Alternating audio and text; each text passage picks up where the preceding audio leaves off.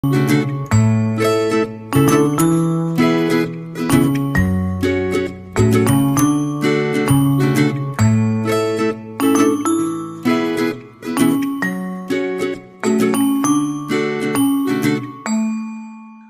is the data, and we'll get to it, and the other one is why the malls to exist. And I like to think about it in terms of the 3 S's. So the first S is exactly what you talked about. It's social. Regardless of whatever is going on, human beings are social. We're social. So the idea that you're not going to have a place in which you can gather in the physical world is something that a lot of people find disturbing. So I would say that the malls are becoming really the center of where people gather on a social level. And it's proven itself. The second part is the shopping. And we're going to talk about the shopping a little further on. But the point here is that if you have the social and you have the shopping, there's another point that's coming up, and really kind of quiet, but it's becoming a big story in a lot of places, which is the concept of safety. Because if you think about it in the physical world today, there aren't really a lot of places for young people to go. So if you think about the data, and now we're going to go into the data, there's 2 very important pieces of data that, actually 3, that they're coming together. The first one is that you're absolutely right. There's a lot of shopping centers are being closed and disappearing. But the data shows that 80% of the sales come from 20% of the malls. So the malls that are, that do succeed, what we call the tier 1 and sometimes tier 2 malls, are actually getting stronger. And there's a lot of implications to why they are getting stronger and how to think about that. The other piece of information is exactly what you said. From a data point of view, there's less people coming in. However, it's becoming very clearer that as less people come in, their intent to buy grows higher. So they're a very focused group that comes in to shop. Then an inverse relationship. So the conversion rate increases, the intent to buy increases. And we're seeing it in a variety of studies. I see it on a daily basis on the groups that I work with. Then when we start analyzing the numbers, it's very obvious that if people come to the mall, they usually come for a specific reason. Shopping is one of them, or to spend money is one of them. And the last part, which is really, I think, where the key point about the future is, if you look at there's a generational issues here of why people came to the store. So you and I'd like to think we're more or less in the same atmosphere of age and experience. So we go less, but at the end, we grew up with this, you know.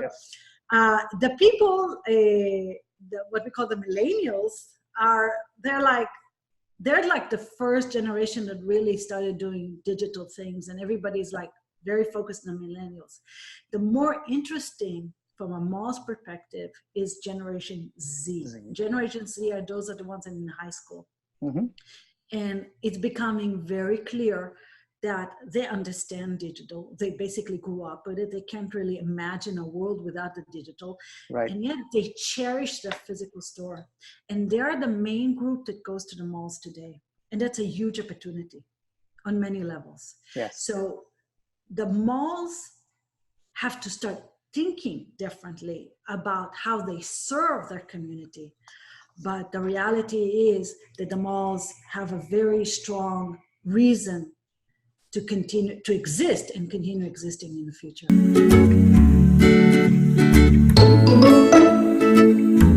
It takes away a lot of the responsibility of, to keep other people entertained. So, for instance, if you have young kids, you can take your young kids to the movie house and see one of the superheroes movies, but your teenage kid will go to the arcade and will play some games, and then you will meet together. And if you're lucky enough, you will put your husband inside the movie house with the kids, and you go shopping yourself. Yes. You know, so this is the whole point, is that the when you start thinking about the malls, or the reason the malls exist, you realize that you do need to change. There has to be a transformation, but it's not. That's why I have a challenge when somebody comes and say, oh, you know, they're doing this, they're doing that. It's not. Every mall has their own unique identity that reflects the community. And the trick here is, how do you maximize the win-win situations between the mall owners and the tenants. A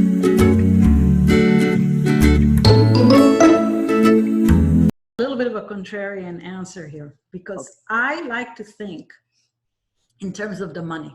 You follow the money, you kind of see what's going to happen. Yeah. So you have to ask yourself, how malls make their money. So the way it was done in the past, it was a very standard idea. You know, you are a store, you pay me a lease fee, and that's the end of the story. So now that the retailers have less of ability to put in the retails in the store, and consumers are looking for other things, yes, the concept of space becomes very important, but it shifted the relationship. So lease payments is one of the key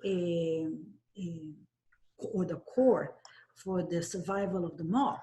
But now the shift, and that relates to the data that the primary malls are doing really well, is they're becoming a destination by itself. If it become a destination by itself, and we're talking about all the experience aspects of it, groceries, whatever it is. Grocery, movies, video games, set up interactive displays, whatever it is, yes. The point here is that the mall becomes the destination. That gives the mall the ability to touch the consumer directly. And that means advertising dollars. Mm-hmm.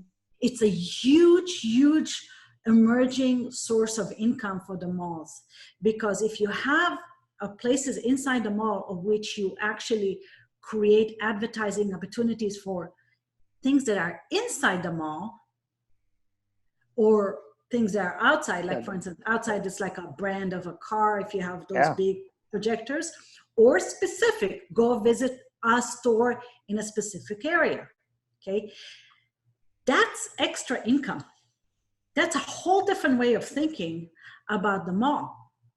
So the mall has suddenly, instead of just having the mall as an exhibition space or the showroom for the retailers, it completely changes the relationships. It's one of the reasons they're now investing in technologies, and there's a lot of technologies that they're investing in precisely because they want to capture the consumer, okay? And that brings me to the last part of the money, which is really, I would say, the fundamental change that's happening today in malls. And that's the concept of the shared revenue. And it explains a lot of the conversations that are happening today about experience and about applications and about technology.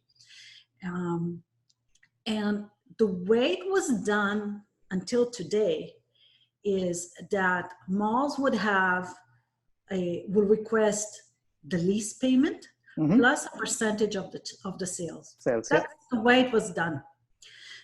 Sorry, with the good malls. Now there's a concept of the value that the mall brings to the store. And the question is, where do you find that value? And the answer comes with traffic. Yes. Because the only reason that retail stores put their stores inside the mall is because of traffic. But here's the catch. Do you really, if you're in a large mall, okay, I haven't been in France for a couple of years, but you know, I've been in Europe, and there are some really nice big Huge malls, and mall, there's some, yeah. Well, if you have, let's say, I have a very famous example that happened about 5 years ago in a mall in Barcelona that had 3 stores.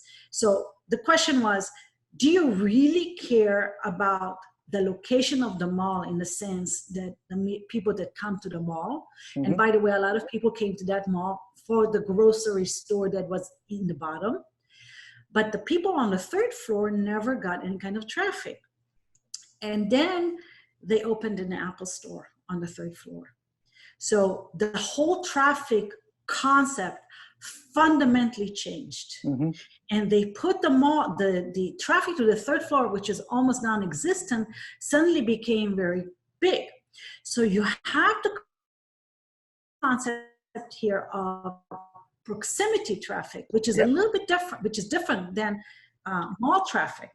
Because proximity traffic is about value to the store, that particular store. Now I'm going to take it a little inch deeper, because one of the conversations that I have, for instance, with my clients, and I'll give an example. There's a beautiful mall in New York called the Oculus, which is right next to the Wall Street. World Trade Center, Yes. And it's a gorgeous mall. And it has a huge Apple store with a lot of traffic. Here's the point. The nature of the traffic to the Apple store comes from a certain kind of people. If you are a different kind of a high-end retailer, luxury retailer, is the proximity traffic, and you're right next door to Apple. It's not just about value, it's also about quality of the traffic.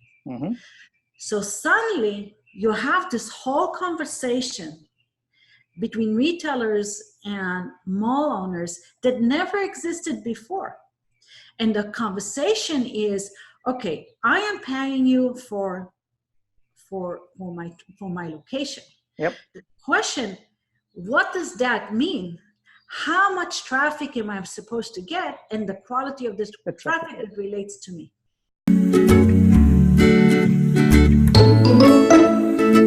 Am I going to go, and who am I? My interest, right? So if you take that example and you translate it to a mall scenario, this is perfect, by the way.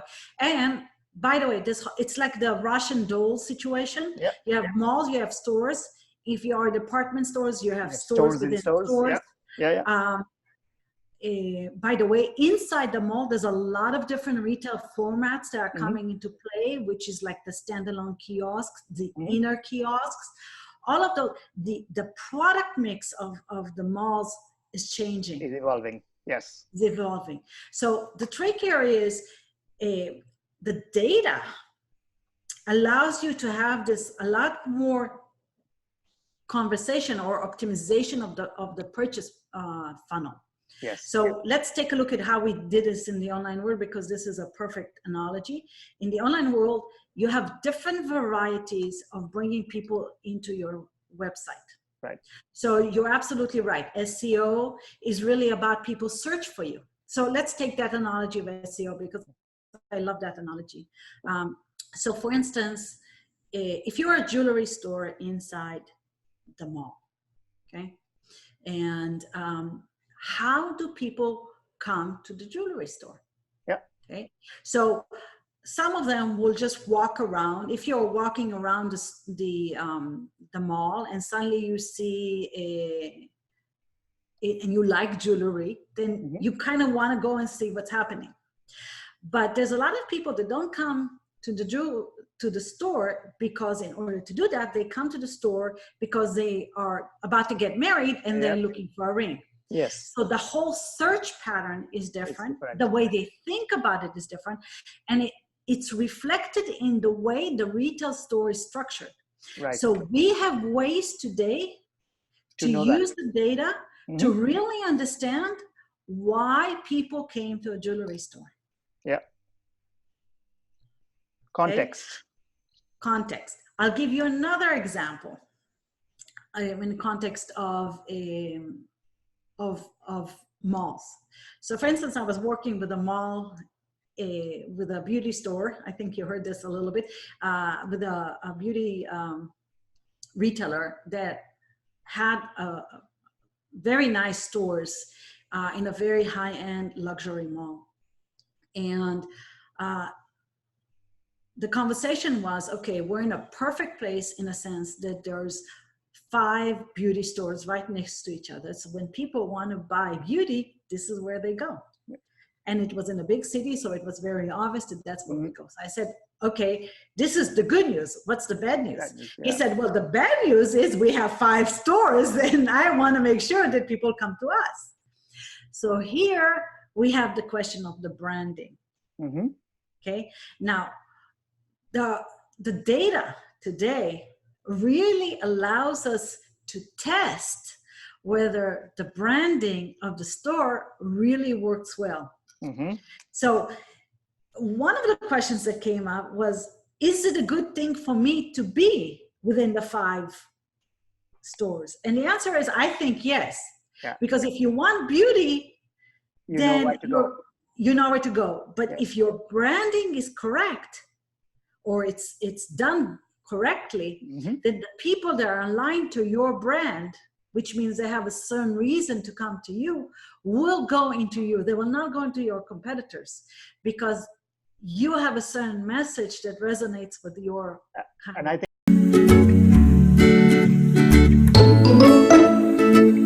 right, like what? So there is a conversation out there. There was a statement that I heard not too long ago, is like, okay, the retailers, the mall owners will happily share with the retailer stores the traffic inside the mall. And the answer is, there's no such thing as being happy. You have to understand of the value. So the value comes from, now that the stores have their own visitor count and the malls have their own proximity traffic, you can differentiate between the ability of the mall to generate traffic and the ability of the store to capture the traffic. To convert. That data opens a whole set on how you negotiate the lease, and how you think about the lease. And it comes down to the essence of your question of what is an anchor store. Because the way we think about anchor stores is radically different today than it was even 2 years ago. Oh, wow. I mean, that's pretty recent. I mean, this is all.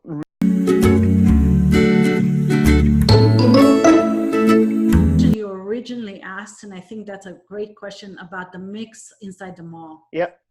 And you mean the tenant mix? The tenant mix, exactly. And I like to think about it in a little bit different way. A lot of people talk about the big experience things, you know, like the hockey rinks, and they did this, and something that is spectacular as an unusual, the circus, whatever it is. I think that the essence of the change comes in the smaller stuff. And the smaller stuff is, you have stores. So first of all, you look at the size of the stores. In the past, there was a lot of big retailers. We talked about the anchors. The concept of the anchor is fundamentally changing. I'll give you an example, for instance, that's very interesting. On the concept of anchor, we talked about Apple. Here's another anchor that you may have not thought about. Tesla charging machines. They're not inside the store, they're outside the store.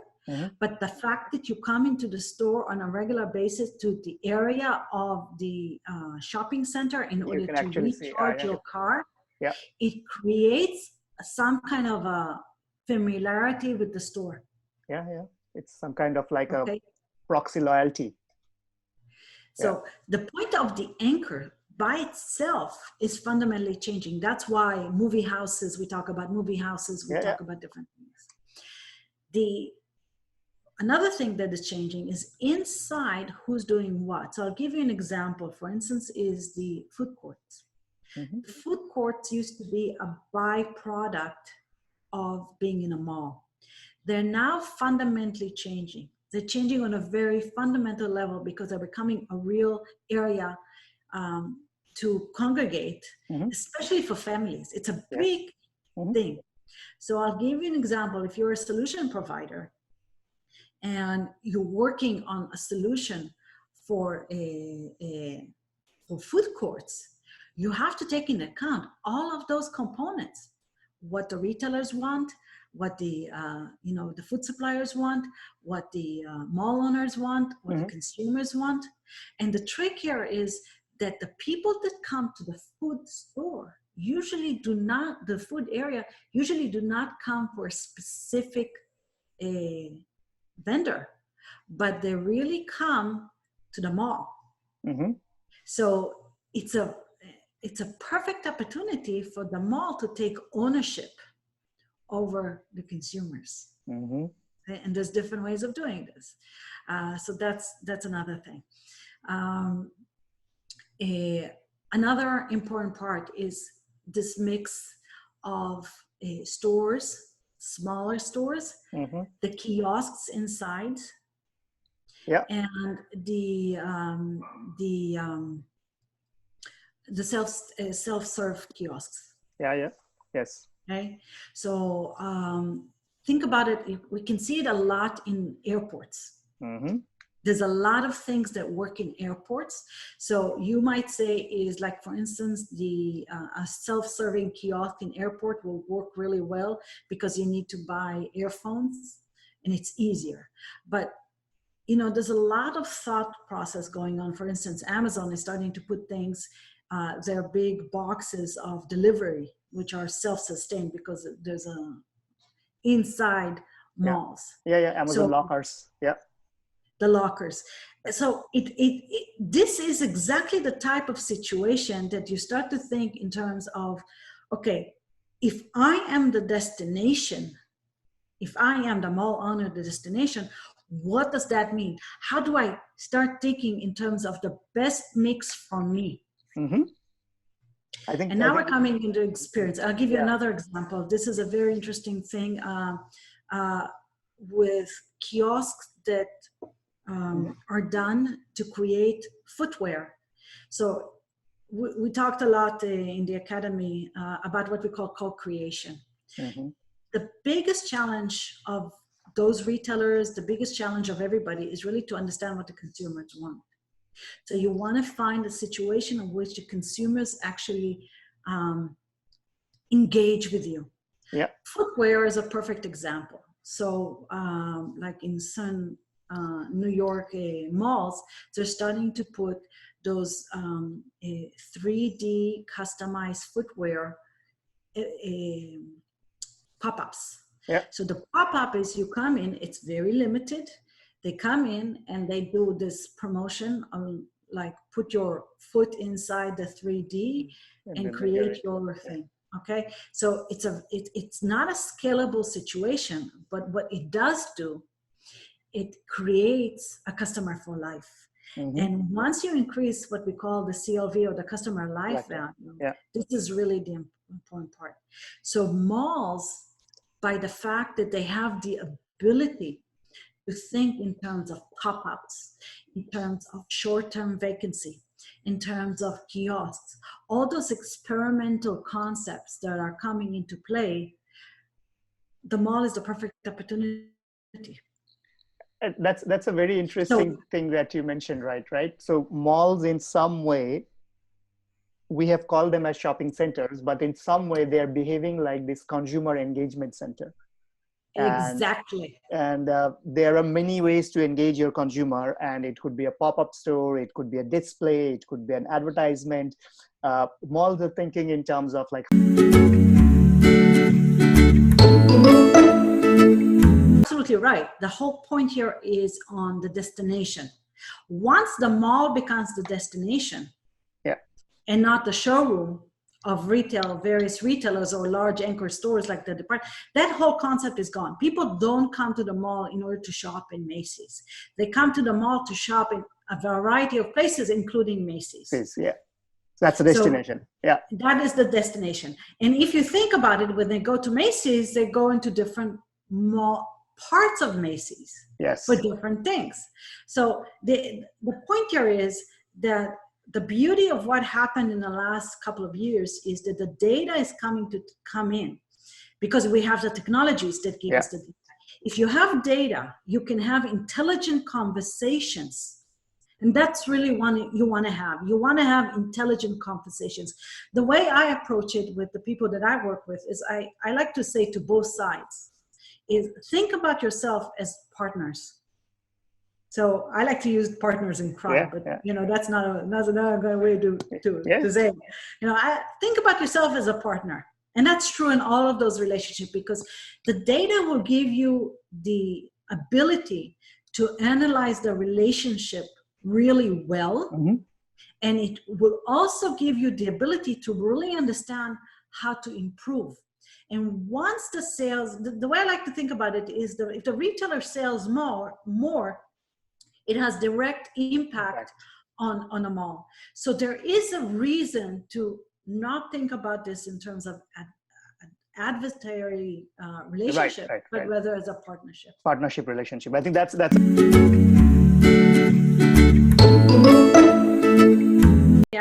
one of the interesting conversations is about the pop-ups because the pop-ups are very interesting. And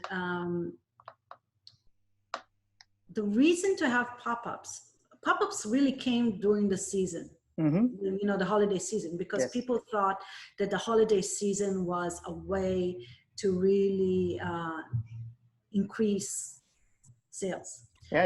One of the things that's happening right now is that this whole idea of the season is changing. Why? Because of the digital reflection and this whole idea of event-focused kind of marketing. So there's a fundamental change on how you think about it. So in this particular case that we did, the pop-up, there were always pop-up during the season. And there was almost no pop-up during other times of the year. So the way we approached this was to ask ourselves what pop-ups would be appropriate for various times of the years. So let me give you some example. Jewelry was a perfect example for Mother's Day. That's a good pop-up. During around August is the return to school. Food. You'd be amazed. Let's say it this way. This was a very interesting structure project that we did about introducing a new concept of food. So how do you introduce it? How do you test it? So we tested it in a pop-up scenario, in a pop-up scenario, very limited. Again, you and I discussed in various aspects of how do you design a project, how do you test a project.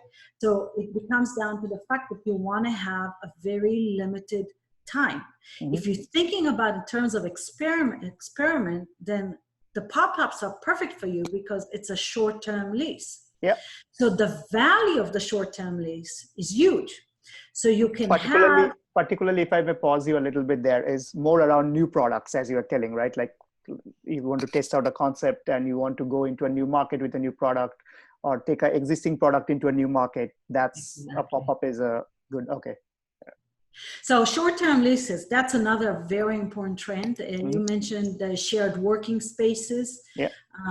The concept of the shared working spaces is not that it's shared as much, but rather that you can come in and go as you want. So if you don't have to commit. The company commits for the space for a long period of time, and then you as the consumer or the short-term leaser commit for short periods of time. So this is something that's happening also in stores, large stores around the world. It's like we talked about Schofield, for instance. This is an example of which you have curation of short-term leases. So there's continuous change there. The whole concept of Schofield is that it's gallery. I am working with a mall developer today that's really is designing it on long-term leases but also short-term leases with a marketing component. So the mall is going to give them the ability to create their marketing opportunity for a short period of time. So think about it this way. The mall is the destination. Okay. The mall provides the space. The mall provides also the infrastructure. Just to market it. To market it. But the leasing is short term.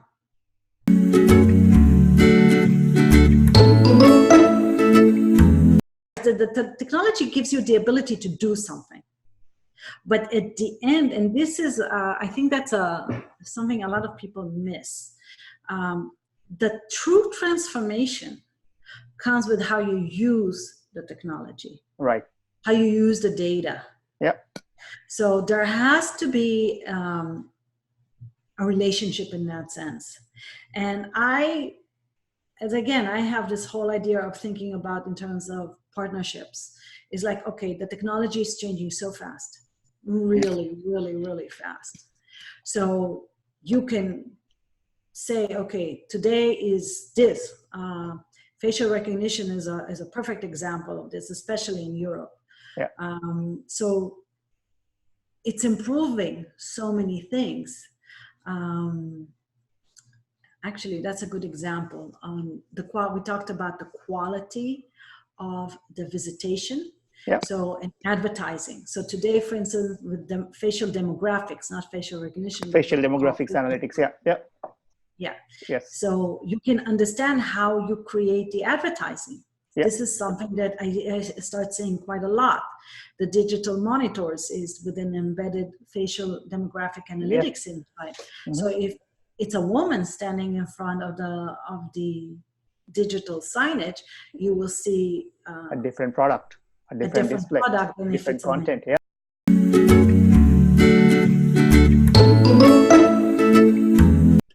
There's a lot of small things that you can do that bring a lot of impact.